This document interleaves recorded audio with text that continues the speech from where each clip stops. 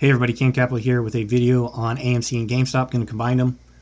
And today is Wednesday, April 21st. So AMC had a better day than GameStop, but both are in their triangle patterns and could break out to finish out this week. As you may know, the SEC and FINRA are putting in new regulations that go into effect tomorrow about basically margin requirements for brokerages that hedge funds and other large institutions will have to abide by. It's kind of more just sentiment to ease people's fears, especially after they had the GameStop hearing, publicity from all that and the short squeeze, and stocks not necessarily following their fundamentals and all that BS. But I say that because they're putting these regulations. I don't really want to call them a rule because there's actually no penalty to enforcing it.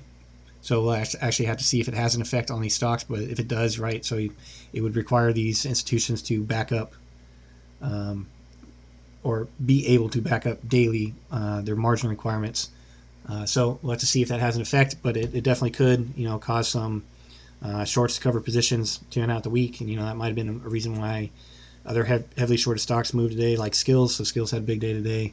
It was shorted over 10%. Not to the extent that AMC or GameStop is, but we'll just have to wait and see. So AMC today closed at 978, up 50 cents, or 5.4% on the day.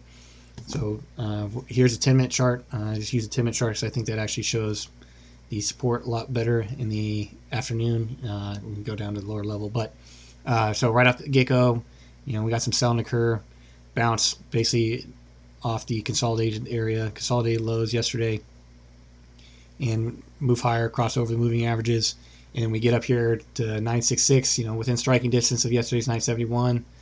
Just couldn't get it on the first try. Pulls back, get a bounce here, through the 1022 EMA. It's also on the 15 is about where it actually bounced, but this midsection here is where I think it shows better that the 22 was the support going forward. On the 3 and the 5, it just doesn't hug his bell. I think it's better just to show it for video purposes here. But I usually do look at 1, 3, 5 time frames during the day, intraday, and occasionally the 10, 15, and then hourly. But basically have this cup forming mid-afternoon, and then we get to test the high breakout here, close to power hour, and close essentially at the high of the day, 978, and then after hours here we're kind of moving sideways right now. Which is not a bad thing because I'll show you here on the daily.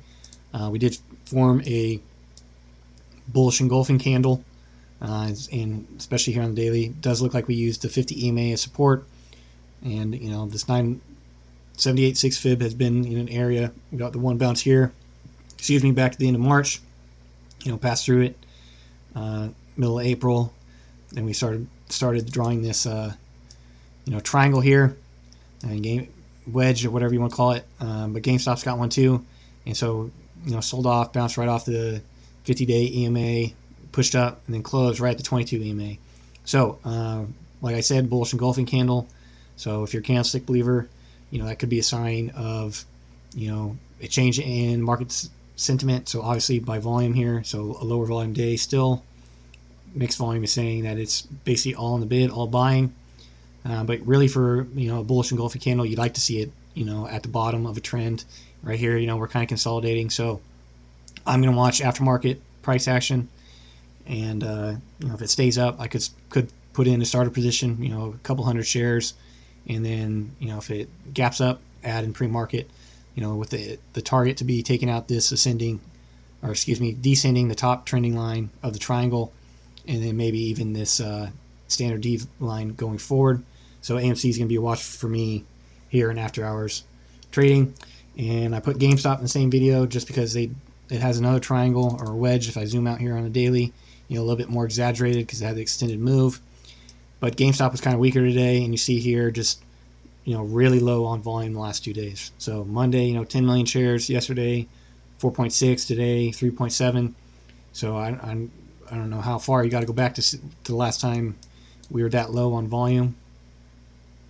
Yep, so that's like a low in volume for a really long time, which is not a terrible thing, right? So as this triangle tightens, If you're, you follow any of Mike Minervini stuff, VCP pattern, you want to see, a significant drop in volume and then a break.